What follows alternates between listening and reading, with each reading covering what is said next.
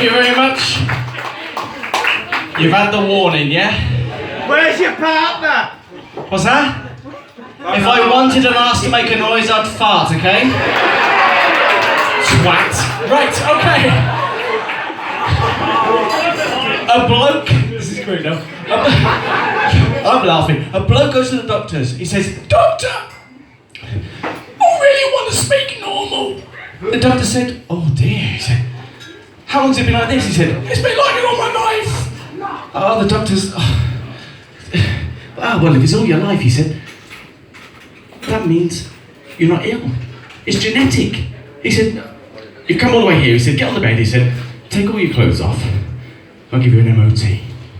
He takes all his clothes off, get on the bed, he checks them all out. He says, "Put your clothes back on and come back over to the desk. We need to have a chat." He gets there. I don't know. "Shut up." The bloke says, "Is everything okay, doctor?" The doctor said, "Everything's fine." He said, "But when I was checking you over, I found that you had, I'm not going to swear, 4 testicles." Bollocks, yeah? 4. And he went, "I've always had them." He said, "This is why. You got 4 of them, you should only have 2. He went, "Oh." He said, "That's why you're like that. Because you're overcompensating down below in your undercarriage." And he said, "It's pulling on your vocal cords and you're speaking like that." He said, "But a simple operation, consultative. But I've got one question." He said, "When you get an erection, are you like an African bull elephant?" He went, "Yeah, I am, yeah." He said, "When you have full sex, can you go all night like an absolute machine?" He went, "Oh yeah, my wife loves it." He said, "Okay." He said, "No problem." He said, "We'll do the operation, but it'll take 6 weeks for your voice to come back fully." 6 weeks later, "Doctor, marvellous job. Look, I speak like you. I'm perfect. I'm wonderful." He said, "But I wanted to say, my wife's not happy because the sex life has gone completely downhill." And he said, "So I want you to reverse the operation. I need the other 2 back." The doctor said, "I'm afraid I can't do that."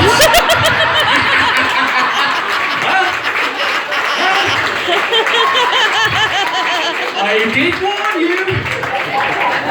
By the way, Meghan Markle was on the TV before I come on stage, and she met the Queen this afternoon. She said, "When I get married very shortly, I'm going to be part of the royal family.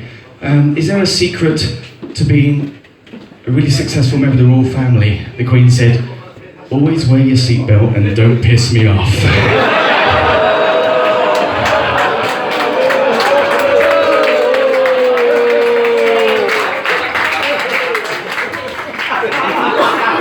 Normally, see, if I was going to swear, I'd put something in my mouth and stop me from saying what I'm going to say.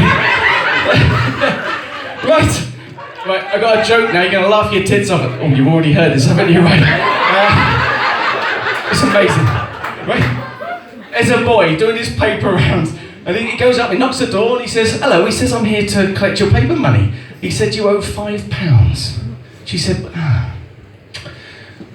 "I've got the money in the house at the moment." She said, "But is there any chance that you could come inside and maybe we could sort it out another way?" He's 16, he says, "Come on, let's do it." So we went in the house. She takes off her negligee and gets in front of a roaring fire. He's like that, "Oh, no." She says, "You can have me instead." So he takes off his top, he takes off his trousers, he takes his pants down, and his knob is down past his knee. His name was Kev, obviously. Oh, I say that, it's normally past here because it's from my forehead, right? And she says, "Take me." Well, anyway, before you knew it, he was like that, right? He was unbelievable. So he went over, he went in his paper bag and he got these rings out and he started putting on his...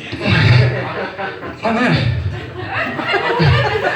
She said, "What the bloody hell do you think you're doing?" He says, "Well, you see, I'm a large lad, I don't want to let you have every single inch." She said, "Take them off, give me everything." He said, "Not for a fucking £5, you're not having it."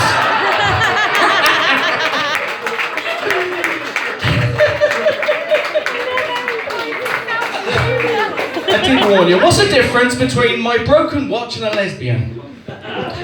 My broken watch hasn't got a strap on.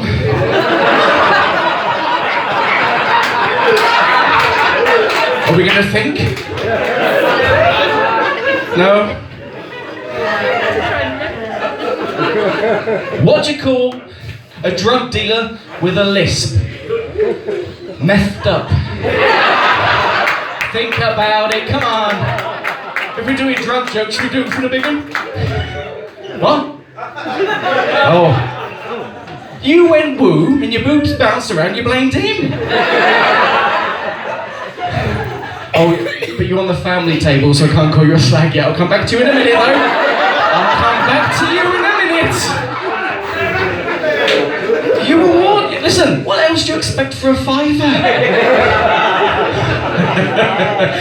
Right, this... I cannot! What's that? I cannot! Pay me your fiver and I'll put the fucking rings on, okay? And I'll deliver your paper. Please don't stop. What's the difference between a drug dealer and a prostitute? A prostitute can wash a crack and resell it.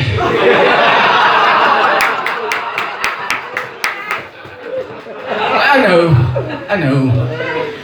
It's a shame that Ella's not here this evening, isn't it? Listen.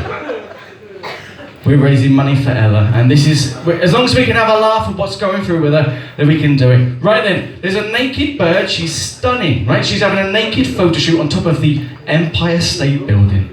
Brace yourself for this one. She's on the top, and she's completely naked, she's stunning. Oiled and everything. She's taking pictures, the bloke, and he says, keep going back, she's going back. Suddenly, she falls off the Empire State Building. Right, so if you fell off there, I wouldn't be more concerned. She fell off the Empire State Building. And she's falling, she's really falling, but there's loads of work going on there at the moment, and there's loads of scaffolding.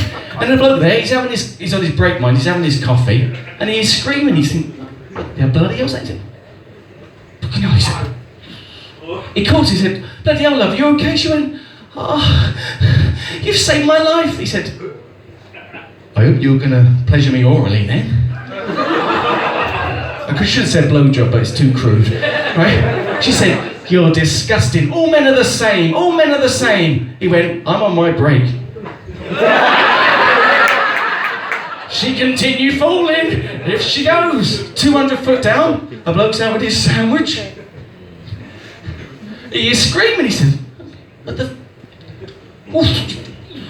Bloody hell, he said. You okay? She said, you saved my life. He said, I hope you'll let me shag you. She said, you men are all the same. You're all pigs, all of you. He went, listen, I'm on my break, he said. Off she goes, and she's flying down now. Not like that, she's really flying down. She's screaming, and the bloke's on his break. He thinks, what the hell is that? It looks...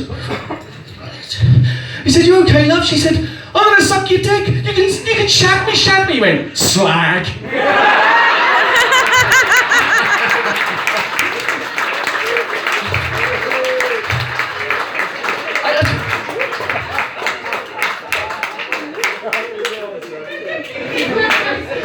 Listen, you know it's good when it makes myself laugh, isn't it?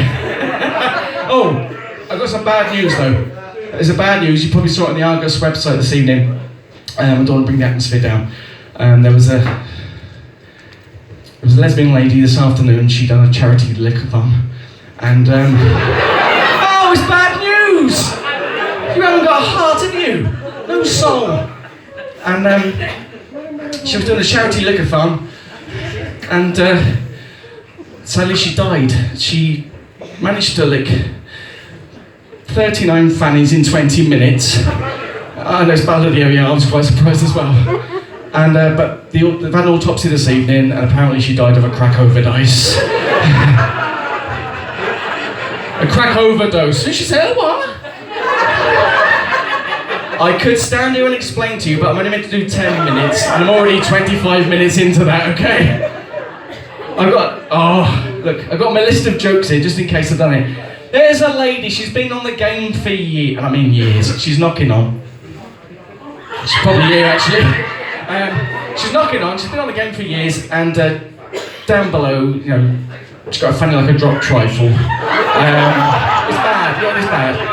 Well, her husband wins the lottery. He wins millions. You'll be telling these tomorrow, so don't judge me. He wins millions, and he says, "I will buy you anything you like, anything." She said, "Well, because of my downstairs," she said, "I would like a brand new one. I'd like a designer vagina." He said, "Anything you want." There's bits hanging out, it's like a rotten kebab. It's not good. I want it back to a mouse's ear, or paper cuts, whatever you want to call it. They chop it all away and they do it all, it's not a problem. Anyway, he said, "You go in private, you go into the best place ever." So they went to the best place ever. She come around from the operation, and she wakes up and the nurse says, "It was a complete success, you've done really well." And she said, "Oh, thank you." There's a glass of champagne. She said, "Wow, I've gone private now, it's wonderful." On the side of it was 3 bunches of flowers, massive, wonderful. She said, "Who are they from?" She said, "Hold on." The nurse gave her a card, opened up, and it said, "The operation was a great success, Mr. Thompson, the surgeon." Don't laugh at that one, mate. She said, "Oh, that's lovely, but we've gone private." The second one said, "I look forward to giving it a good servicing. The hubby," okay, the husband, wonderful. She said, "That's lovely, but why would anybody else send me flowers?" Give me, and it said, "Thank you for my new ears, Paddy in the Burns unit."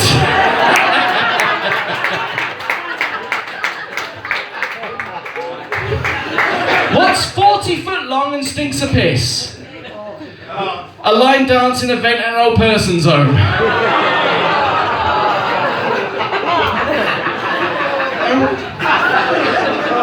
There's 3 couples at an airport. 3 couples at an airport. This is great now. They've all got married. They've all got married on the same day. They all go to the same place for their honeymoon, right? And they're in there. All the women are talking about like knitting patterns and stuff like that, as they do. And the blokes are at the bar. They said, "Look, as we go to the same place, should we have a bit of a competition this evening?" She said, "Okay then, no problem." They said, "Let's see who can fornicate the most." Okay? The person that fornicates the most, the others will give him 100 euros. They said, "Great." Following morning, they're all there, and they decided the only way you could say how you'd done and how many times was by rounds of toast. So at breakfast, they're all around the table, the way it comes across, and I'm bad at accents, mind. He went, he's Spanish, he says, "Hello, can I take your first order?" He says,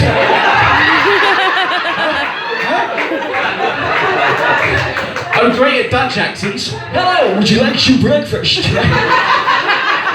He said, "Take your order." He says, "Yeah, we'll have 2 full English breakfasts." He says, "And can I have 3, I repeat, 3 rounds of toast?" The 2 blokes were like, "No problem." The Spanish waiter said, "What would you like for yours?" He said, "Well, can we have 2 full English breakfasts, but no tomatoes?" He said, "No problem." And I repeat, 5 rounds of toast. Well, the blokes are unbelievable. The last one, the waiter says, "What would you like to order?"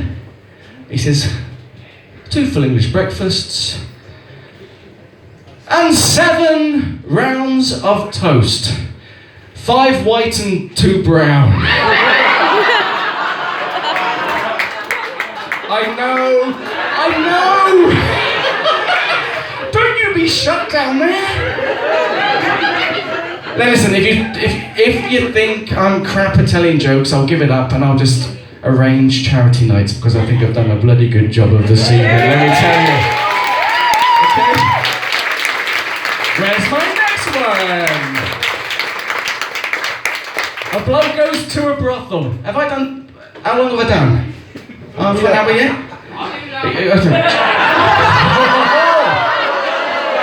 Bloody hell, we got a hooker that's not working on a Saturday night? Normally by now, what's the time? About 9:30? She's probably, normally this time of night, she's got a face like a plasterer's radio. Think about it. You can have that one. I said I was going to do it. Oh, thank God it's not my boss from work. And it is. Okay, A bloke goes to a brothel. A bloke goes to a brothel. He walks in, right? And there's a big sign and it says, cheese sandwiches, £2. Ham sandwiches, £2.50. Beef sandwiches, £3. A hand job, a £5. A blow job, £7. Full sex, £25. This beautiful lady comes out in a negligee. She's stunning, man. Negligee, high heels. I can't walk like her either. But she walks out like that, and she says, "Hello, what would you like?" He says, "Are you the lady that does the hand jobs?" She said, "Yes, I am." He said, "Can you wash your hands and I'll have a beef sandwich, please?"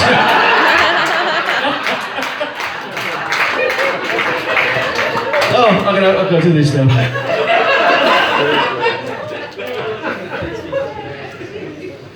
I've got time for a couple more, I think, haven't I? A lady loses her husband and he died. Well, you never know. You don't know. It could be going to cut. And she gets a phone call from the funeral directors and they say, "I'm afraid, Mrs. Thompson, we've got a bit of a problem. We were putting your husband in the coffin and we realised that rigor mortis has set in and he's got a massive stonker, proper full on, right? And he said, because it's rigor mortis, it can't be budged." And she said, "Oh no, what are we going to do?" He said, "Well, the only thing we can do, because we sign up to laws, is we can sever the penis from the base and we have to bury a body as a whole. So we're going to place his penis into his rectum to make sure that he's being buried whole." And she said, that's lovely. She said, "But can I come and see him this afternoon before you close the lid?" "Not a problem." Well, she turns up 2:30. She walks in. She said, "Is he ready?" She said, "Oh yeah, he's ready. It looks wonderful." Walked in, looks really peaceful. Bless him there. The lid's open. It looks lovely. And she looked at him, and he had a tear just running down his eye. And she walked across, and she whispered in his ear, "It fucking hurts, doesn't it?"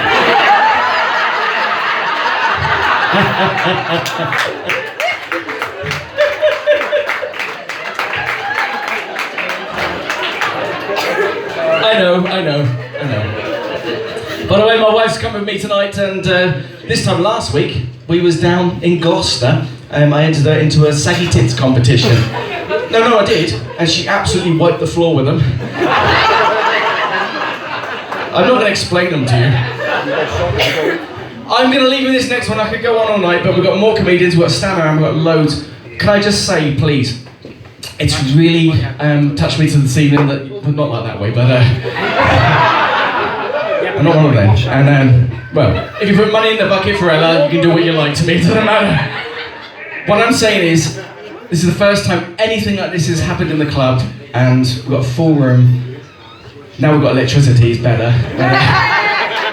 6 o'clock, I shit myself when I walked in here, there was no electricity. Well, it was up here, but then they said there's no beer. Downstairs it was darkness, and they said it'd be 2 hours, but we got it sorted, we're doing it. We're raising loads of money, keep raising loads of money for this little lady. And we've videoed this, we're gonna put it on DVD. You can buy copies afterwards if you want as well. Obviously not tonight. And on Ella's 18th birthday, she can watch it and see what we've done for her, okay? And I mean that.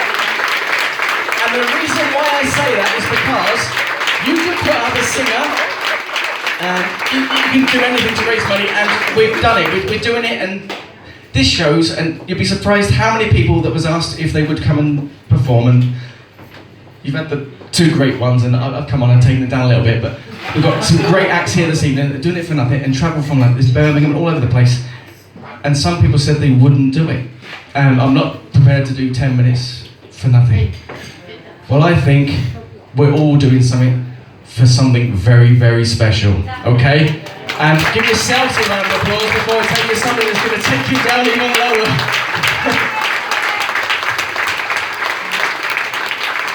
Let me just have a slurp and then I'll take it. Okay, I might do 2 more. Okay! An army general. He's welcoming people into the. It's only the third time I've done this, mate. But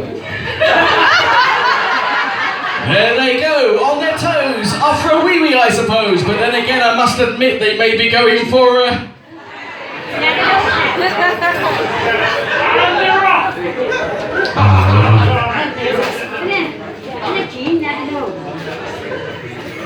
Now, I could wait for them to come back, but this is great. A lady goes to the doctor, this is my last one. She goes to the doctor, and it's my favourite joke. She says, "Doctor, I have the worst smelly undercarriage downstairs in the world, right? Don't judge me here." And he said, "That's okay, it's natural." She said, "I know, but I've tried everything." He said, "Well, look, all I'll ask you to do is jump on the couch, take off your undergarments. I'll have a look. It's nature, human nature." She gets on there, she takes it all off. And the doctor walks over and goes,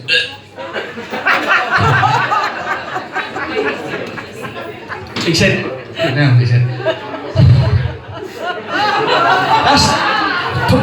pull them up. Pull up. There's patients leaving. Pull them up and go. Pull them up and go. That's right. Listen, medical science cannot cure that. That's bad. He said, "Go to the church. Church is the only thing that can cure you." And she said, "Okay." And she leaves, and she's broken-hearted. Anyway, she goes private, because that's what the lady who was the hooker done, right? And she went private, she walked in, and she paid a lot of money. Walked in, and she says, "Doctor," she said, "I have the world's smelliest downstairs." And he said, "Oh, you haven't, it's nature. She said, "I've had femme fresh, I've had salt baths, I've done everything. She said, "I've had a magic tree and everything. I've had it all, right?" Do you imagine? Hey, it's probably the vanilla one. Or do they do a scampi fries one? I'm not sure. See, I'm making myself laugh, because I've never heard that before either. I'm entertaining myself. I even bought a ticket, that's the worst part. So she says, he said, "Don't worry, it's human nature. I'll cure you. Get on the bed, take him down." He said, "Not a problem." And it's heated. She gets on the bed, takes it down. He walks across. He went. It's like the Bisto advert, right? It's hanging, right? I won't tell you what it smells like, right? It's bad. And he went, "Pull him up. Pull him up." He said, "I can't." "Please," he said, "have your money back at reception and please leave." He said, "We have high-class clients here, paying loads of money, and they are going. That's bad. Go to church." He said, "Even if you had a bath in holy water, I don't think it's going to help." He said, "But please, go to church and pray, because that's work of the devil." But she leaves, and she thinks, right, that's what I'm going to do. She went to church, she got to church, she went up to the altar. She sat. She went on her hands and knees, and she began to pray. As she did, she hears, ping!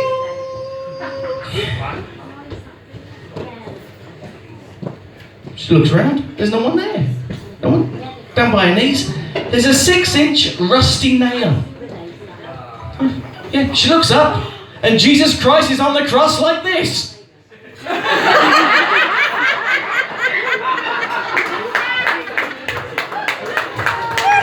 Don't shake your heads.